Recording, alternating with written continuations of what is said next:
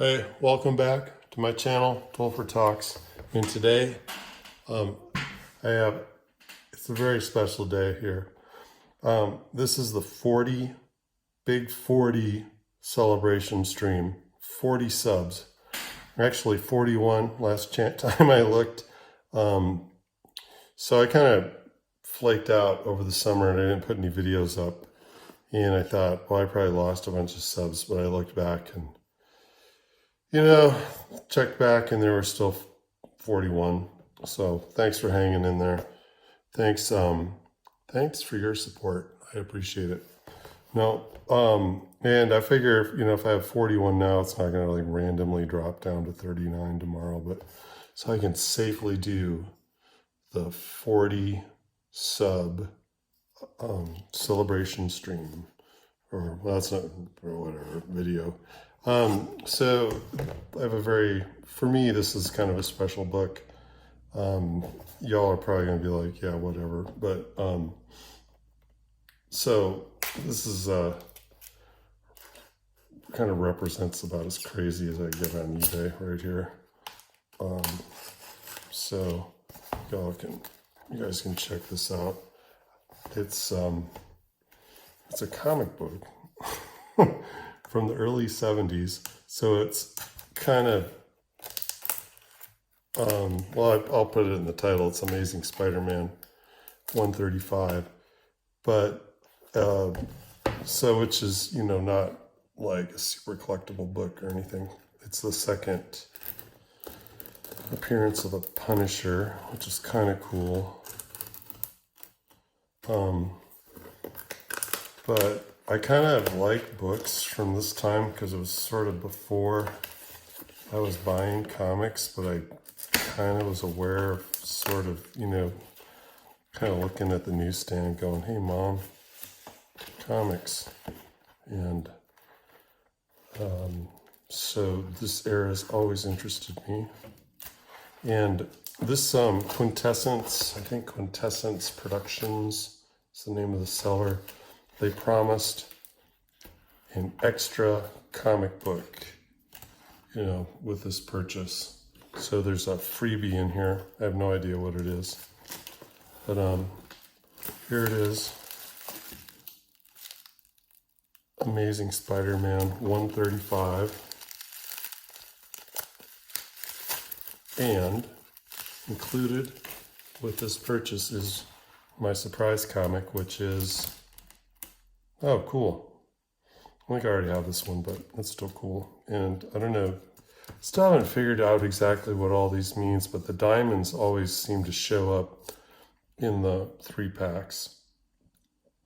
They've got a Frank Miller, Bob Wiacek cover. So that's cool. But so this Amazing Spider-Man 135 is the reason why it's special to me is because Mead had a 3-ring binder with this particular cover, featuring as the kind of the main bit of artwork on the binder. And I don't know if I was like in 4th grade probably when I had that binder, but I freaking hated school. I think I was cool with kindergarten and 1st grade, but then after that I was just bored out of my mind. And all I did was there was a row of books underneath the windows of one side of the classroom, and I just would read book after book all day. That's about all I did until I got this binder, and then I would spend hours staring at this image. And I found him. I'm going to look for him again. But actually my, 10-year-old, probably 7, 8, 9, yeah, maybe I was in 2nd or 3rd grade, but attempts to draw this cover. So I've always wanted like a decent copy, a nice clean copy. And this one looked super clean. In fact, it's almost too clean to maybe even open up. But what the heck, because I'm probably not going to slab it. So Let's see, what's it from? What year? 74. So I don't know if I've even read it. It's really was just the cover being used on this Mead 3-ring binder. I just had to have and as far as I know, there's no, you can't find the binder anywhere. I found keychain rings and things like that with this image, but so anyway, this is about as wild as I get on eBay. So it wasn't like a $10 comic, but it wasn't a $100 comic either. I know I'm always talking about money. It's because I grew up poor. But yeah, and then I had to have the Marvel value stamp for whatever reason, because I'm such a serious freaking collector.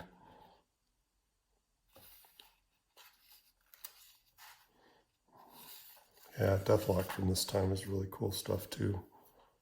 It's got the tarantula. I don't know who that is. A tarantula minion, a tarantulite.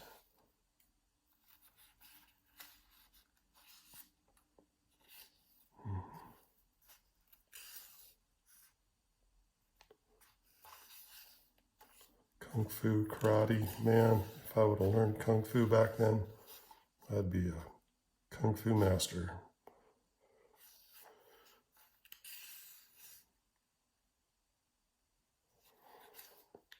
But yeah, anyway, this is it. This was my big purchase, my big comic book purchase for the year, probably. I don't know, it really wasn't that much, but kind of a little bit. It was because, it's in pretty decent shape, except for this crazy crease. But the pages and everything are kind of somewhat white-ish. All right, should we take a look at this? Yeah, this is about all I've got. And that, to say thanks for 40 subs. Whoa, I never would have thought. Rick Leonardi pencils. Ooh, it's getting better all the time.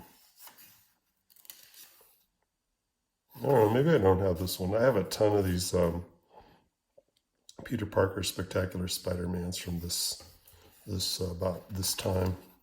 This must be like 79, 80. I preferred it to Amazing Spider-Man, actually, so I probably have, I could probably come up with a longer run of these than Amazing Spider-Man from late 70s, early 80s. But yeah, this is cool free comic, I think.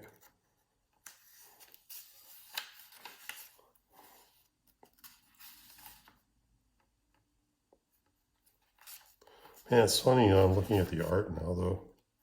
I think back then I would have been super happy picking this comic book up off the rack and looking at the art. But I don't know, actually it's still pretty good. But at that time, like this, I would have just been like, how the heck did he draw that? That Leonardi guy's a genius.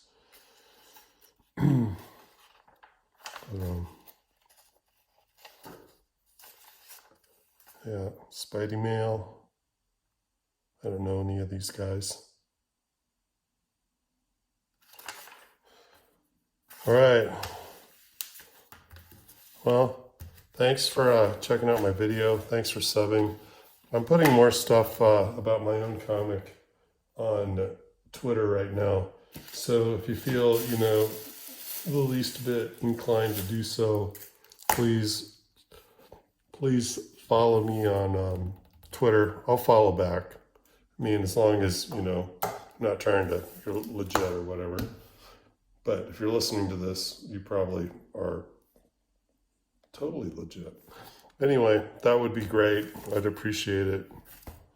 I'm working on issue number 2. One of the previous streams, I flipped through photocopies of the book 2. I'm just kind of piecing it together, doing a little final work on the cover. And yeah, what do I got here that I haven't showed everybody before? I don't know. I got like tools. I have a carpet knife, but because I've been working on the house. What else do I have? I have an old roll of film. I don't know if it's been exposed yet or not. Ooh, needs to be developed. Yeah, I guess today's stream was brought to you by this old roll of Fujicolor Super HQ. Anyway, pre-cell phone. There's probably some old selfies on here. Probably not. But, all right. Well, hey, thanks again. And yeah, peace. Later.